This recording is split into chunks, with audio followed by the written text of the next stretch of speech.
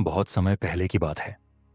विशाल पर्वतों और हरे भरे खेतों से घिरे एक समृद्ध राज्य पर एक महान राजा शासन करता था।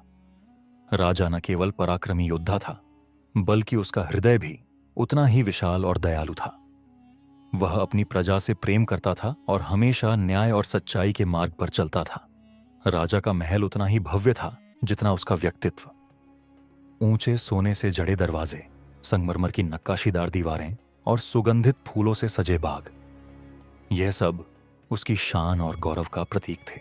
महल इतना विशाल था कि लोग कहते थे, इसकी चोटी पर खड़े होकर पूरा राज्य देखा जा सकता है। राजा की प्रजा भी उसे पूजनीय मानती थी, क्योंकि वह हमेशा उनकी भलाई के बारे में सोचता था। लेकिन राजा को एक और चीज बेहद प्रिय थी, शिकार। उसे जंगलों में जाना, नए इलाकों को देखना और प्रकृति की गोद में कुछ समय बिताना बहुत पसंद था। एक दिन जैसे ही सूरज आकाश में चमका, राजा ने अपने घोड़े पर सवार होकर शिकार के लिए प्रस्थान किया। उसके साथ उसकी सेना और दरबारी भी थे, जो उसकी रक्षा के लिए सदैव तैयार रहते थे। लेकिन राजा को क्या पता था कि यह शिकार उसकी जिंदगी बदलने वाला था।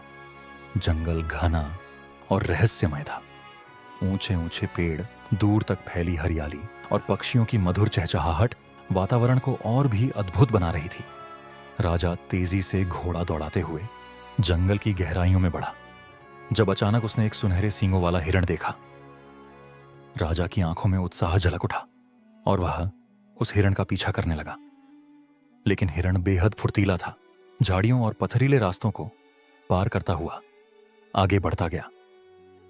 राजा भी उसके पीछे पीछे घने जंगल में घुस गया, लेकिन धीरे धीरे उसे एहसास हुआ कि वह बहुत दूर निकल आया है।